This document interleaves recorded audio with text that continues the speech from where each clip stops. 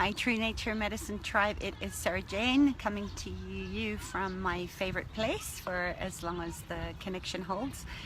And I just wanted to kind of do a Friday wrap up for you. I'm in the company of beautiful horse medicine, and it's really a great time again to really just ground ourselves and look at the full moon that's coming up in Aries. This is really about the fire energy with all the chaos and the craziness going on in the world right now. This is really an invitation for us to really tap into our wild woman and to shake things up a little bit, to shake up the status quo of muting our voices as women, to really invoke the warrior women to come up and to really find the gifts of the rebel and to see the contrasts.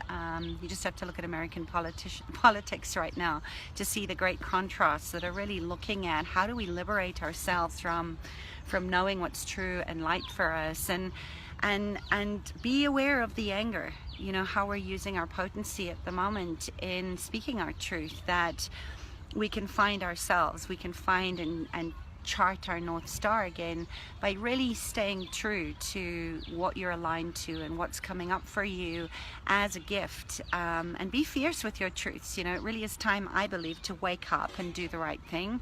And right and wrong is there, you know, there is no right and wrong. There is only being true to yourself in being kind, stepping up, taking risks, you know, watching the power. You know, are you stepping into power, or are you powerless? And this really kind of brings me into a lot of what's been going on in my tribe this week. I've heard this a lot from my clients. It's kind of everywhere, is this deep sense of that suffering is somehow a punishment, and the flies are a punishment right now, but they're temporary, right? We can bat them off. And we have to look at the monkey business that we're buying into as ours, and looking at it that somehow you have done something wrong, or that there's regret or guilt or shame. And when we're standing in our truth, when we're going beyond judgment, the truth is that there is no pain there, right? It doesn't mean that life on a daily basis isn't hellacious at times, but it really looks at how you can tap into courage and really grow in your support of being your own cheerleader, looking at the growing pains as a gift, and finding your balance, because we have to recognize that we are not depressed, we are not in pain, we are not in shame, we're not in guilt. We are being given this gift, and I think the only way that we get out of suffering and pain is to know that there's something that's off, there's something out of congruence, and that it all moves through us. Just like there are clouds in the sky, sometimes the clouds are clear, sometimes there are no clouds, sometimes they're black clouds. But if you think about pain or depression or suffering or anxiety, or blame, or I can't get my words out, blame or shame or guilt or regret, they're temporary, right? You're the sky. You are greater than you give yourselves credit for. And just know that everything that comes to you is a gift if you can just step out and receive it. And you know, I believe that pain, the suffering, is trying to teach us wisdom and compassion and unshakable peace and joy, because those are the things that our soul's learning is from healing the suffering of the ego, of that small little self. And it always, you know, it's always trying to help us to come into the knowledge of knowing ourselves truly, of being in a body, right? Having an experience as being human. It's trying to take us to miracles. And this is not trick magic. There's no trickery in here. There's monkey business. But when you can truly know yourself as eternal and feel into the oneness that we're connected to all things, that's when we manifest a beautiful life. When we can stop and change ourselves, the suffering doesn't just go away. You actually start to appreciate that your higher self has come in that form to teach you that the world is not what you think. It's your thinking that needs to change. It's your belief systems. It's your stories that are asking you to realign, to get back on track to your North Star, to feel in order that you can heal. You can't heal what you can't feel. And we have to start looking at the stories that we're telling ourselves, where we're blocking that truth from coming through us. And you know, just think about a time, maybe it happened this week, maybe it happened this day, where we put our identity onto a thing, onto a diagnosis, or that we think that if we just choose this, that everything will change. Or if you're in a relationship, I mean, how many of you have been in a relationship where you just thought, this is what I needed, this is the last piece, and then suffering comes and it's boom, boom, boom, and it just smacks you down, and things start to go really, really wrong. But you're so obsessed with that identity of what you think it has to look like. And I think what's important is to drop the illusion of what you think is important, that identification, and come home to yourself, to a place that you can't even imagine exists within you. But that's that power. It's that spiritual being in you having a physical experience. And that's your wisdom, that's your truth. And because the world is causing us to feel like we have no part in changing suffering, that's where we're either giving ourselves up or we're giving up the world. And that's not dying, you know. You know, that's lying into the truth of who you came here to be. And I know it hurts so much, but I want you to just start to look at how can you drop that illusion. I know that when you do, there's grieving, there's loss, it's sad, but that's the pain that's transformative. So look back on the times where you have truly allowed yourself to grieve.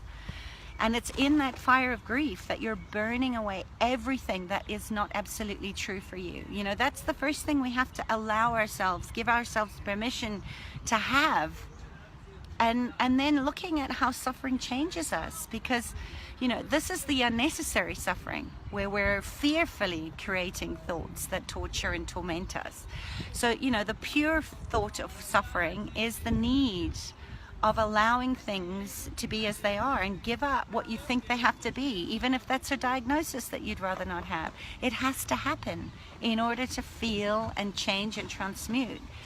But that fear in the mind that we think this thing shapes and forms us, we don't need that, you know. And when you think about that, there's not a moment in my life that I actually have suffered if I get out of the story of it. You know, I'm in agony about the drought that's happening in South Africa right now. It's a suffering in my mind. I can't change it by suffering. So what if we could just drop the illusion? And there's lots of ways that you can do this, but 2 ways that I practice in dealing with the great suffering, the great separation sickness. And the first is to just surrender the false identity, the death of the false self. We're in the 7th house. This is a great time to do this, is to let go and know that your highest divine self is giving you that as a gift to teach you how to be beautiful in your happiness, not in your suffering. You know, this is where we can't keep driving a car when the lights are blinking at us and not stop and wonder why the lights are blinking in the first place. This is where we're driving ourselves to early graves, and it comes with a lot of sorrow when we allow ourselves to surrender into looking deep into the shadows. And you know, I think that everything, the fear that we're experiencing in the mind, always keeps us out of being present. When we're not in the moment, that's where we can be in the suffering, in the temporariness of it. I don't even know if that's a word, but you can live through that when you recognize that the fear is always about the future. You know, that is the greatest release of suffering, when you can just drop down into your true self and allow yourself to feel into the grief, feel into the loss, and just surrender your resistance to the universe being exactly as it is right now. So what if you could just sit right now? I'm sitting on a bench and I got a beautiful horse holding space, but I want you to just put your hand on your heart and just say, there is nothing I need or can do right now to change the universe as it exists right now. And would you be willing to just release your resistance to any and all of that you think is yours to change that actually isn't, and allow yourself to receive as everything is right now, and just surrender and surrender into the terrible diagnosis, into the loss of a loved one. As you surrender into that, you may be feeling out of choice right now, that you're out of control. Would you allow yourself to just cry and allow those tears that come up with every full moon to get in touch with your emotions and dissolve the illusion that things are going wrong for you? Because from your highest wise crone, your sage, the divine, exactly, you know, that's deep surrender of letting go, that you can let go of the resistance and just let it go. And then surrender your fear of what is to come. Just surrender it all. Just give it over to the universe. Just give it away. Because you cannot experience a future you haven't had.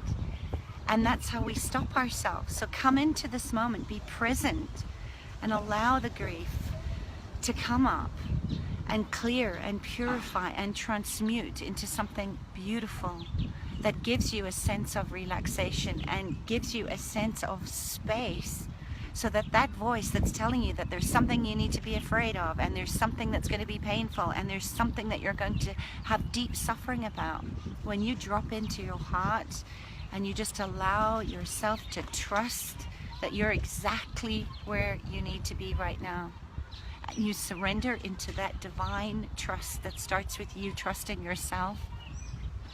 Trust that. Just trust that. You know, even if your belief system is that the world is dangerous, even if we have no idea what tomorrow holds, stop living in the past or going into the future. To stop the presence and just surrender to the moment, that this is the most beautiful moment. It's yours to take, and everything that you think in those moments of fear and panic and anxiety and depression, you got to the truth of that right now, of whatever that situation was, by being in the present and releasing your fear of the future. When you do that, everything will start to change. You know, just tap into that and just recognize that anything that you're going through right now that is painful, that is suffering of immensity, it's temporary. It's temporary. It's not here. It's here as a gift to show you what is the next step for you, where you can step into your truth. And that's where everything starts to change. And you can say, thank God. And it doesn't mean that you don't get to feel the crap and the panic and the anxiety and the depression. But it's not your identity. It's not you. And I feel all of you. I feel all of you that I've seen this week. I feel all of you, those of you that have reached out to me. And I know that when you suffer, I suffer, because we're connected. But when you decide, when you choose to claim your stake and acknowledge that this is temporary, you can surrender into that. And you can have those moments of deep, deep grief. Allow your body to feel that, so that that space of relaxation, that space of being present in the how can show up, and you can start to manifest beyond the suffering. Because when you do that, you set others free, that they can tap into their fierce warrior women, and they can use this full moon in Aries that is all about the fire. Think about the phoenix rising. Feel about how you can invoke your wild woman that you've been maybe too afraid to tap into, that feminine divine aspect of presence that's sometimes gentle and sometimes is so freaking relentless, that she's willing to remove obstacles and move you into a deeper state of presence and contribution and allowance and honoring and love and gratitude, so that no matter what monkey business is going on around you, you don't have to go off in your mind into the what if, and what's going to happen, into the fear, into the shame, into the anxiety. Everything is changing right now. And I just invite you to shake it up with me. Tap into your wild woman. Listen to her heart, because she never lies. She's always there to show you how to shine and be in your truth and be a truth teller, so that the fear of whatever is stopping you from being that light, that shining beacon of light for others to show up and stand in their truth, they can do it because you are growing through the pain. They're called growing pains for a reason. If they didn't hurt, they wouldn't, you know, how else does your body get your attention when it's giving you the whisper touch, the breath of the breeze, you know?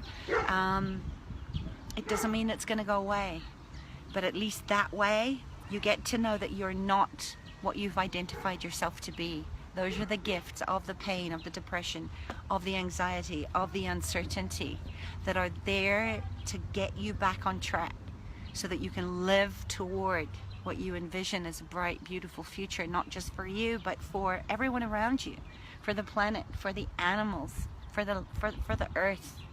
To ground that, and I really invite you to ground that into your body, into the core of the earth, and connect with the wise mother, because she is so wise and resilient, and she's not giving up on us. So what can you do today that you can shake up your status quo, shake up things around you, and just be aware of where are you giving your power away to something that is identified, that you've identified as bigger or more important than you and what you came here to do. And that could be money, that could be a lover, that could be a child, that could be a business. Stop the monkey business. Listen to the truth of who you came here to be. And know that you are going anyway.